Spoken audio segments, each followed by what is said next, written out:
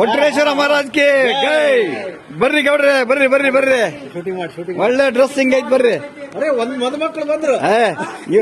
ಗೌಡ್ರು ಮದುಮಗ ಇದ್ದಂಗದನಪ್ಪ ಹಾಕ್ರಿ. ಬೇಲಿ ಗೌಡ್ರೆ ಬರ್ರಿ ಬರ್ರಿ. ಘಾಟಿ ಗೌಡ್ರೆ ಬರ್ರಿ ಬರ್ರಿ ಬರ್ರಿ ಬರ್ರಿ ಬರ್ರಿ ಬರ್ರಿ ಬರ್ರಿ ಬರ್ರಿ ಬರ್ರಿ ಎಲ್ಲರೂ ಬರ್ರಿ. ಬೇಲಿ ಗೌಡ್ರ ಡ್ರೆಸ್ ಸ್ಪೆಷಲ್ ಐತಪ್ಪ. ಬೇಲಿ ಗೌಡ್ರ ಡ್ರೆಸ್ ಸಾಕ ಸಮझ. ಎಂ.ಎಂ.ಜೆ ಪ್ರದೀಪ ಬಾರೋ ಬಾಳ ಸಾತ್. ಬಾರಪ್ಪ ಸಣ್ಣ ಸಣ್ಣ ಸಣ್ಣ ಬನ್ನಿ ಬನ್ನಿ ಬನ್ನಿ ಬನ್ನಿ ಬನ್ನಿ. ರುದ್ರ ಬರ್ರಪ್ಪ ಬರ್ರಪ್ಪ ಬರ್ರಪ್ಪ. ಶಿವ ಇಬ್ರು ರುದ್ರ ಅದಲ್ಲ. ಬರ್ರಿ ಬರ್ರಿ ಬರ್ರಿ. ಮುನ್ನಾಳ್ ಸರ್, ಮುನ್ನಾಳ್ ಸರ್ ಬನ್ನಿ ಸಾ ಬನ್ನಿ ಸಾ ಬನ್ನಿ ಸಾ.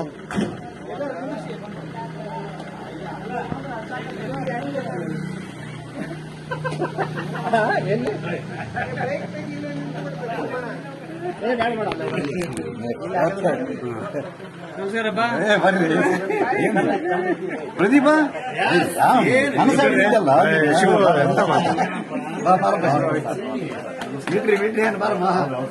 ರಾಜ ಬಾಡ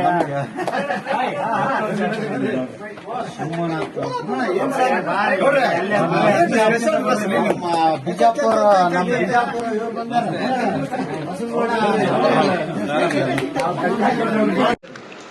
ನೆಕ್ಸ್ಟ್ ವರ್ಷ ಹರೀಶ್ ಹೇಳಿದ್ದೆ. ನೆಕ್ಸ್ಟ್ ವರ್ಷ ಅವ್ನು ಟೇಸ್ಟ್ ಮಾಡಿದ್ದೆ ಹೇಳಿದ ಹರೀಶ್.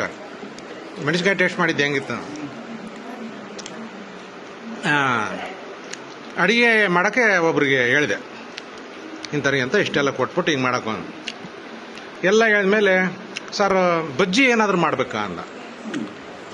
ಬೇಡ ಅಷ್ಟ ಅಲ್ಲ ಸರ್, ಬಜ್ಜಿ ಮಾಡಿದ್ರೆ ಚೆನ್ನಾಗಿರುತ್ತೆ, ಬಜ್ಜಿ ಮಾಡಿಸ್ರಿ ಅಂದ.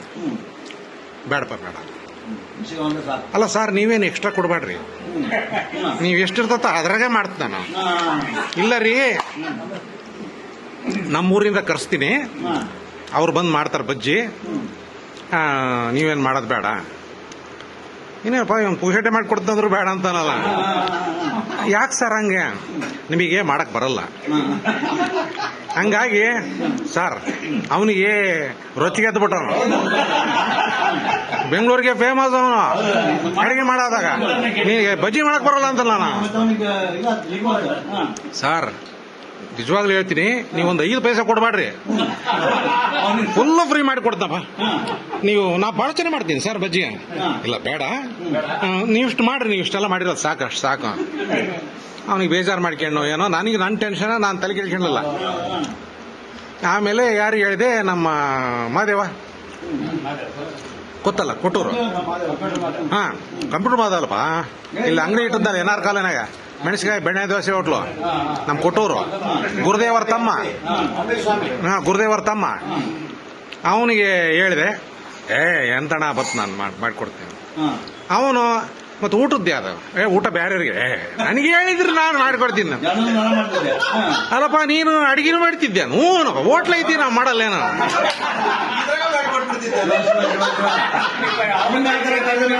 ಇನ್ಯಾಕದೆ ಅವ್ರಿಗೆ ಹೇಳಕ್ ಹೋದೆ. ಈಗ ಬಿಡಪ್ಪ ಹೇಳ್ಬಿಟ್ಟಿದ್ದೀನಿ. ಮತ್ತೆ ಆತನು ಬೇಜಾರು ಮಾಡ್ಕೊಂತಾನ, ನೀನು ಮೆಣಸಿನಕಾಯಿ ಒಂದು ಮಾಡ್ಬಿಡು. ಬಂದ ಮೆಣಸಿನಕಾಯಿ ಮಾಡಿದ. ಹರೀಶ್ ಹೇಳ್ದಂಗೆ ಟೇಸ್ಟಿಗೆ ತಂದದ್ದೆಲ್ಲ ಖಾಲಿ ಆಗಂಗೆ ತಿಂದ್ಬಿಟ್ರು ನಮ್ಮ 3 ಕೊಟ್ಟರು ಜನ.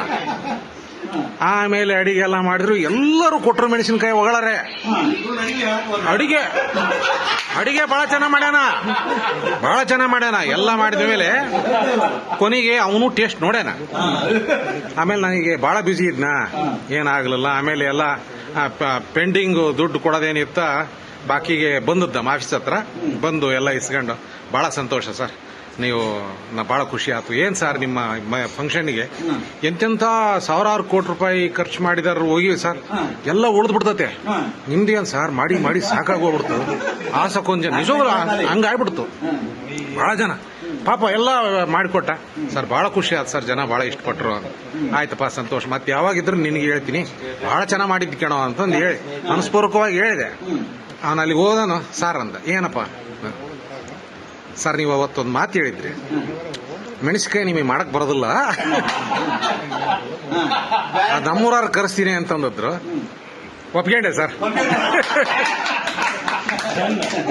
ಕೊಟ್ಟೂರವರು ನೆನ್ಪಿಟ್ಕೊಂಡಿನಿ ಸರ್ ಭಾಳ ಚೆನ್ನ ನಮಗೆ ಹಂಗೆ ಮಾಡಕ್ ಬರಲ್ಲ ಅಂದ್ರೆ ಕೊಟ್ಟೂರು ಮೆಣಸಿನಕಾಯಿ ಸ್ಕಿಲ್ ಏನೈತಲ್ಲ ಯಾರಿಗೆ ಬರಲ್ಲ.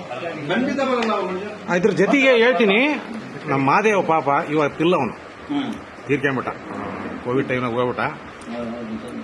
ಗಂಡ ಹೆಂಡತಿ ಎಲ್ಲರೂ ಬಂದ್ರು, ಗಂಡ ಹೆಂಡತಿ ಎಲ್ಲ ಬಂದು ಎಲ್ಲ ಗಿಫ್ಟ್ ಕೊಟ್ಟು ಎಲ್ಲ ನಮಗೆಲ್ಲ ಏನಪ್ಪ ವಿಶ್ ಮಾಡಿ ಅಷ್ಟೆಲ್ಲ ಮೆಣಸಿನಕಾಯಿ ಹುಡುಗರು ಕರ್ಕೊಂಬಂದು ಎಲ್ಲ ಮಾಡಿಸಿ ಪುಣ್ಯಾತ್ಮ ಎಷ್ಟು ಬೇಡಿಕೆಂದ್ರೆ ಒಂದು ಪೈಸೆ ಸಿಗಲಿಲ್ಲ.